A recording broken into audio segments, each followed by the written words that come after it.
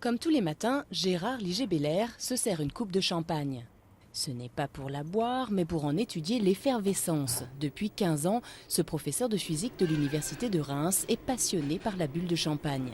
On en compte environ 2 millions dans une seule flûte. Mais au fait, comment se forment-elles?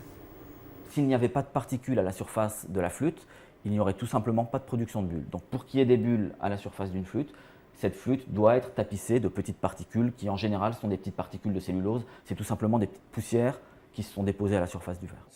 La bulle, c'est du gaz carbonique. Dans la bouteille, on l'obtient lors de la deuxième fermentation du champagne en ajoutant au vin du sucre et de la levure. Pour obtenir des bulles très fines, préférées par les producteurs et les consommateurs, notre scientifique a trouvé la formule magique.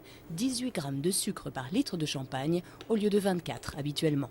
Plus le champagne est riche en gaz carbonique, plus les bulles vont grossir vite, donc plus les bulles vont être grosses. Donc pour réduire cette concentration en gaz carbonique et pour réduire la taille des bulles, il faut effectivement mettre un petit peu moins de sucre au moment de la fermentation pour produire un petit peu moins de gaz carbonique dans le champagne à ce moment-là. Une fois qu'on a compris tout ça, on peut ensuite dompter les bulles.